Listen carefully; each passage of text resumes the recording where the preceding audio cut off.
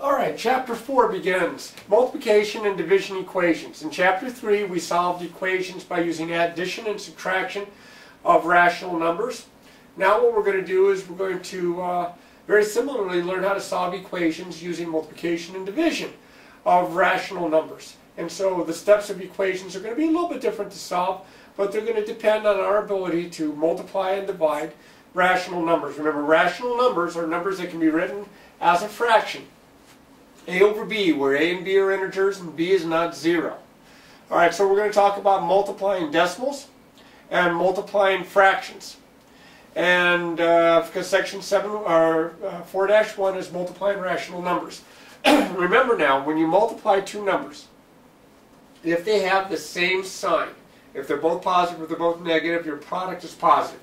If they have different signs, and it doesn't matter which one's bigger looking, then your product is negative.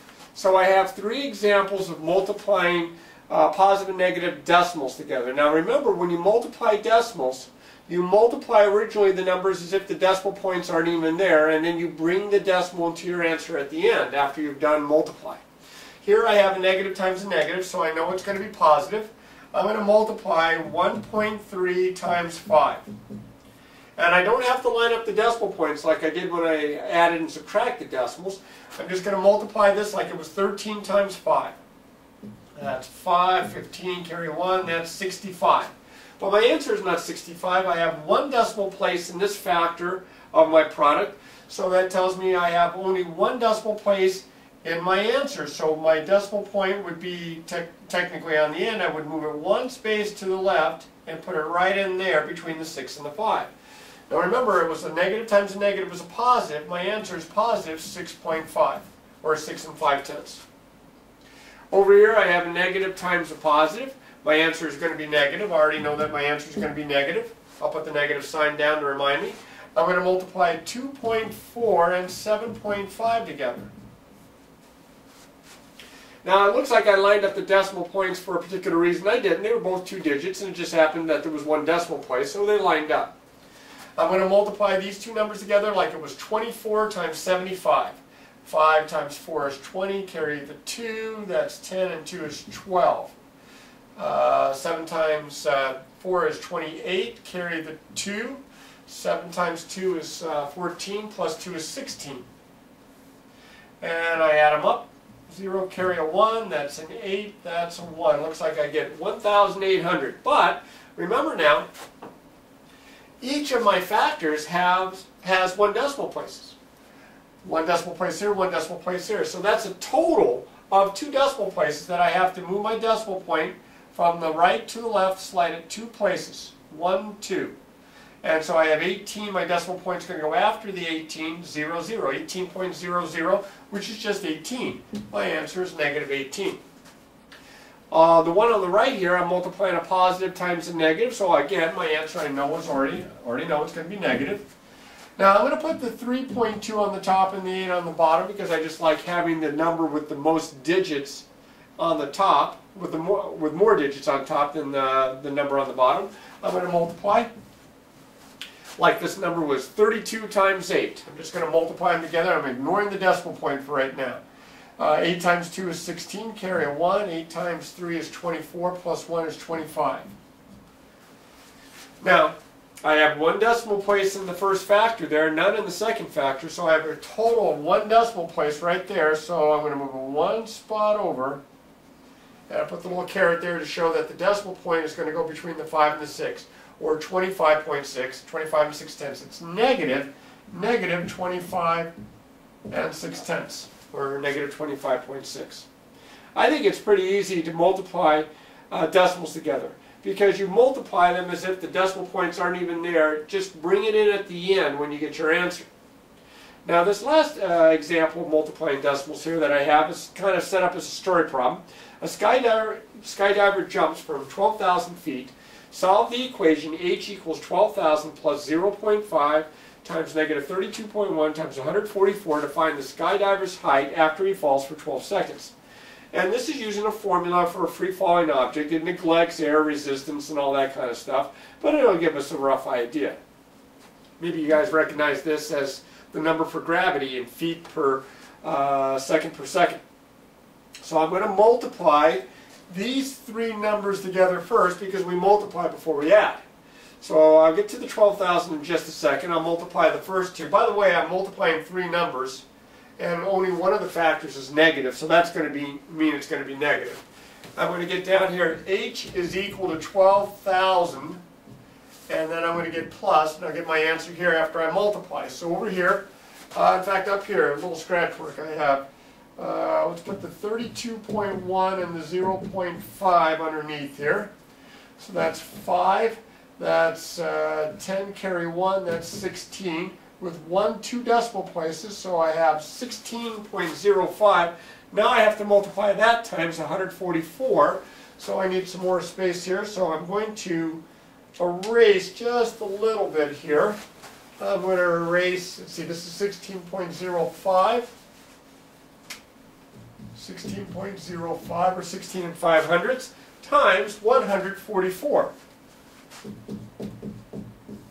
So that's 0, carry a 2, that's a 24, carry a 2, that's a 6. And since I'm multiplying by 4 again, the same digits. And now I'm multiplying by 1, so that's nice, 5, 0, 6, 1. So that's 0, 2, that's 11, carry 1, that's 11, carry 1, that's 13, carry 1, that's a 2. Now I have 2 decimal places, I multiplied here, 2 decimal places, so right here, and I get 2,311.20. Now remember, it's negative. I'm going to drop the 0 on the very end, and I get negative 2,311.2. Now I have to add these two numbers together. Of course, when you add a positive and a negative, you actually subtract. I have to be careful here. 12,000, and I'm going to add a decimal point as 0. And then 2,311.2. Now you know why I added the decimal point and the 0, because I am subtracting. I have to borrow, so that'll make that a 10. That'll make that a 9 when I borrow again, make that a 9 when I borrow again, make that a 9 when I borrow again. Yikes. So the decimal points line up, and they will line up when you add and subtract. That's an 8, that's an 8, that's an 8, that's a 6. 11 minus 2 is a 9. So I get 9,688.8, and this would be in feet. That was a long problem. You have to be very careful, not only with the negative there, but you also have to be careful with your decimal places. All right, let's try some other types of problems. Let me clear this off. All right, let's review multiplying fractions, something that we've done for quite some time now. Maybe we haven't done it in the past couple of months, but we have done it before. To multiply fractions, first you have to remember you want to multiply the numerators and multiply the denominators together. Then always make sure you simplify the product, simplify the answer. If it simplifies, sometimes it's already in simplest form. Put it the lowest terms. If it's an improper fraction, change it to a mixed number, and so on. 2/7 times 3/5. Remember, if a number is on the outside of the parenthesis like that with no symbol in between it, implies multiplication. Well, in this case, I am going to multiply the numerators, which is 6. I'm going to multiply the denominators, and I get 35, and that's my answer. That was easy. That's my final answer. Positive times positive is positive. Over here on the right, I have two fractions, and I'm going to multiply together. I have a negative times a positive, so I know it's going to be negative. Now I have really two approaches to do this problem. I can first multiply, then I can simplify, but I'll show you a shortcut where you can simplify first.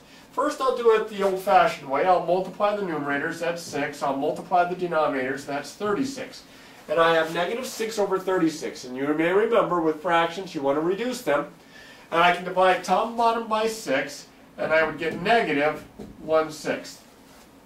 The other way to work this problem is to cross-cancel. You may remember that. So if I write down negative 3/4 times 2/9 all over again, I have a negative times a positive. So again, I'll put the negative sign down to refer that I am going to have a negative answer. 3 goes in the 3 once. 3 goes in the 9 3 times. Remember cross-canceling, looking for a common factor that's in both one of the numerators and one of the denominators. In this case, it was the numerator from the first fraction, the denominator from the second. It can be from the same fraction. I can also cross-cancel this way. You can see the 2 and the 4 here. 2 goes in the 2 once, 2 goes in the 4 twice.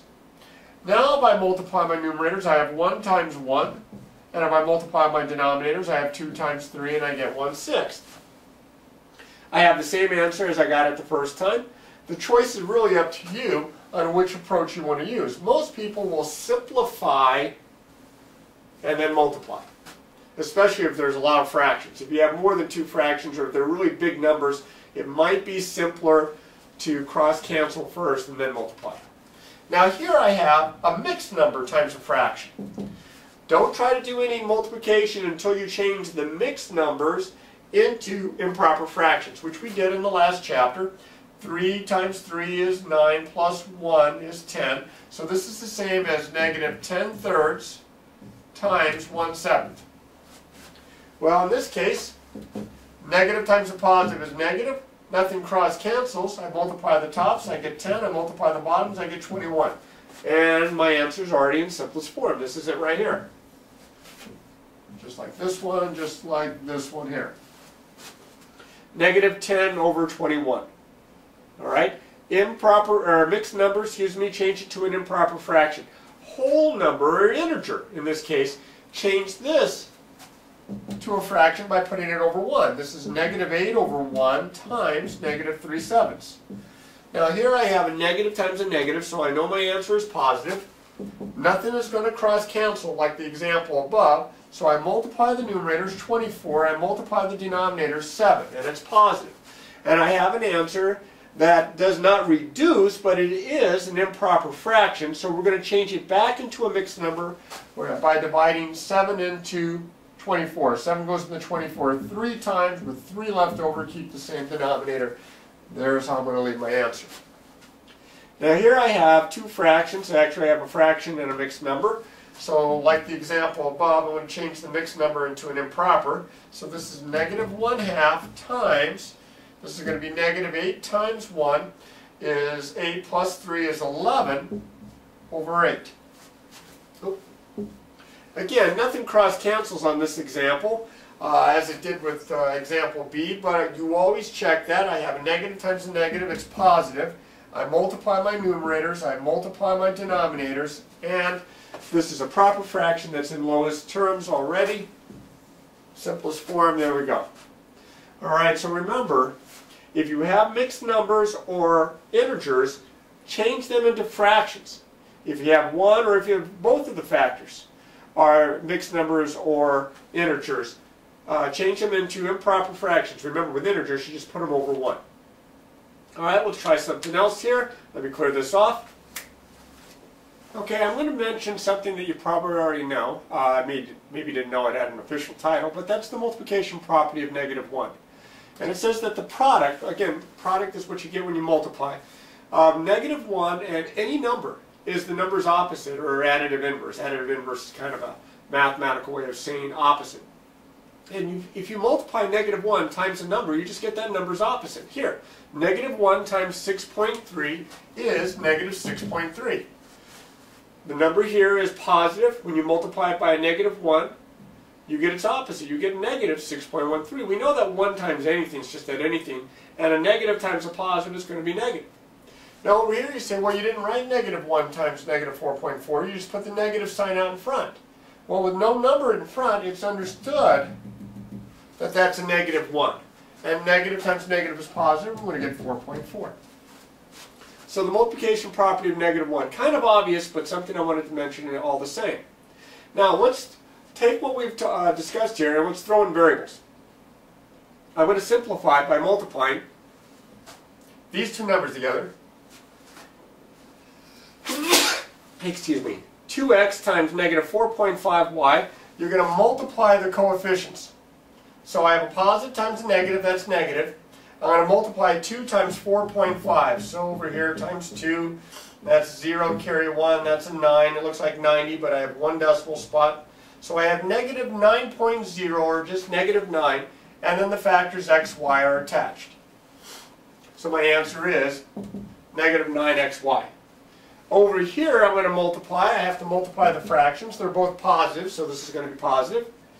Now notice here that 5/7 times 2/15. 5/7 times 2/15 will cross cancel. 5 goes into 5 once, 5 goes into 15 3 times. I get 2 on top and 21 on the bottom when I multiply. So I have 2 21st, and then GH. Those factors follow. And that's my answer. Don't put the GH in the denominator. You can put it in the numerator, but it's just as well to leave the fraction separate out front and just write it to the side. Here I have another product, a positive and a negative, so I know it's going to be negative. I have to multiply 2.2 times 5. 0, 1, 11 with 1 decimal spot. So it gets 11.0 or just 11, negative 11, and then dy. Now when you multiply, and as we're going to discuss later on, when you divide rational numbers, your answer is always a rational number, unless of course you divide by 0, which is impossible. And in the last chapter we already discussed that when you add rational numbers you get a rational number. When you subtract rational numbers you get a rational number. Well, that talks about what we call the close property or the closure property. Sometimes we write it as closure property of rational numbers. The closure property of rational numbers says basically that if you add, subtract, multiply, or divide two rational numbers, you get a rational number, excluding the idea of dividing by 0, which is impossible. The weird looking capital Q there is the symbol that we use to represent the set of rational numbers. So if you ever see that symbol in the book, that's what it's talking about. Alright, so with these problems, just as any other types of new problems or problems that you haven't done in a while, you're going to need to sit down and work on this and practice, practice, practice.